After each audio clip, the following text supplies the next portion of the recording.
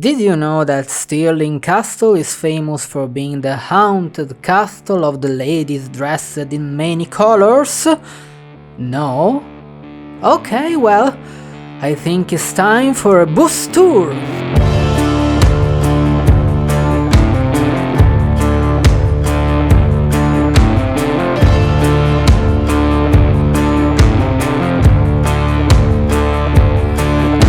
Day 4 of travel. I woke up in a rainy and dark Edinburgh, and so early in the day I was crawling in the dark with the purpose of catching a bus. For the day I decided to visit Loch Lomond and the beautiful Stirling Castle.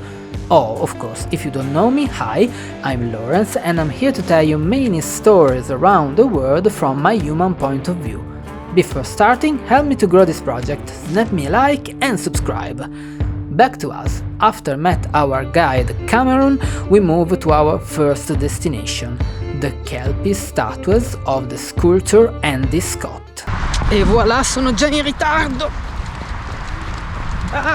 This statue is 30-meter height, is located between Falkirk and Grangemount, is the symbol of heavy horse of Scottish industry and represents the Kelpies, a famous creature from Scottish folklore. A Kelpie is a shape-shifting spirit that lives in the lochs or rivers of Scotland. It is a black horse-like creature that can adopt a human form. Legends say it is able to draw you inside the loch to feed on your soul, so be careful to every lake or stretch of water. Yes, it is a dangerous and insidious creature. It is a horse like the unicorn, the symbolic animal of Scotland, and not to be confused with the selkies, seals that can shed their skin to take on the human form of a beautiful woman on land. They are also found in Faroese folklore. However, after half an hour we headed towards our next stop, Loch Lomond. I follow the golden,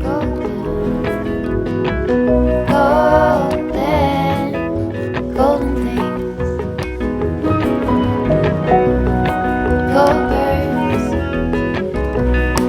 gold string, gold words, gold anything, golden. I follow only golden.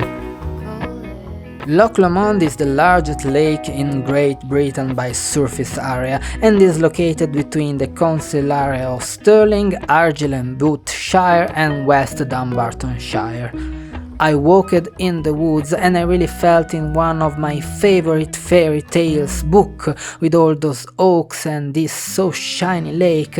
I expected to see a wise old wooden creature at any moment. Or a fairy, that's fine too, yes. Loch Lomond has some legends. First to mention, it seems that in these waters live a monster, a large crocodile-type creature, possibly related to its big brother from Loch Ness. It swims peacefully in the waters, occasionally eating a tourist for breakfast. I'm alive by miracle, yes. I also read a legend about a white squirrel that appears on clear nights with bright stars, and of course in isolated forest streams you can also find a Ben Naig, often referred to as the washerwoman. It can be seen washing blood from the clothes of those about to die. It is like a banshee with the appearance of a witch who wears green robes and has webbed feet. She can also become a beautiful woman, so beware.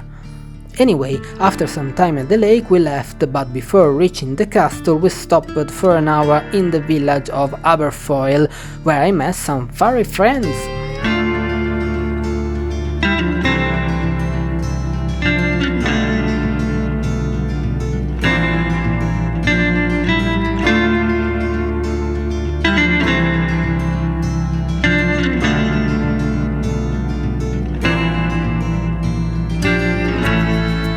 Of course, I also found a legend about Aberfoyle. It tells about a character who historically lived here. His name was Robert Kirk and he was a folklorist. He told many stories and tales about the fairy folk. Legend has it that the night he died, he was enchanted by the fairies as punishment for revealing their secrets. His soul was relegated to the fairy hill near the village until one day he manifested himself as a ghost to his cousin who freed him with an iron dagger. Okay, cool, but well, no more wasted time, guys.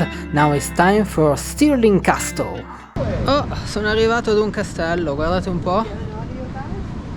Voilà! And here we are at the beautiful Stirling Castle at the end. It is one of the most important castles of Scotland. It stands on a quartz dolerite formation of about 350 million years, subsequently modified by the glaciation to form a cross and tail. It is probably that this feature caused the hill to be occupied very soon, firstly by Romans and then in medieval time with this castle.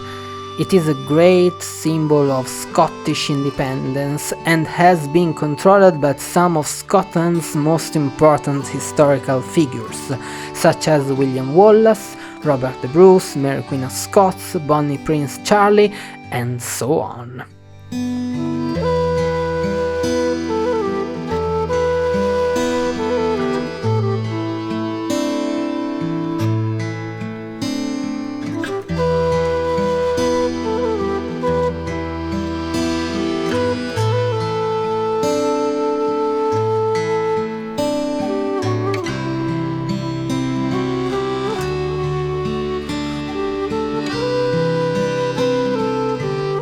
Wandering through its country yards, I could only be entranced by its elegance and charm. I imagined talking to a well-dressed lady about poetry and art while admiring this incredible view. I probably wasn't the only one who felt this way. There are many legends about the castle, but the most known are about the ghosts of three ladies dressed in different colors. The first is the Green Lady, the youngest of Queen Mary's handmaids who had the gift of foresight. One day she saw that the Queen was in danger, so she started watching over her night and day, but one night he fell asleep, and the Queen's bed caught fire. The handmaids managed to save the Queen, but the girl in the green dress died after inhaling too much smoke. She is now a lost soul wandering the halls of Stirling. Then we have the Pink Lady, a young noblewoman dressed in pink who leaves behind the scent of roses. She died of a broken heart when she lost her love during the siege of 1304. And last but not least, the Black Lady, an angry nun who fell in love of a priest. Catch in the act were severely punished for their transgression. She died in poverty and now she still seeks the priest and those who surprised them, vowing to bring death to anyone who might cross her gaze on her lonely path. There is also a spirit of a male ghost dressed in Highlands kilt, but nothing is known about him. It was a fantastic day, and after exploring all the nooks and crannies of the castle, I returned to Edinburgh. I learned a very important lesson that day, which is that if you want to have a good conversation with a noble lady ghost, it's probably better if you check the color of her dress first.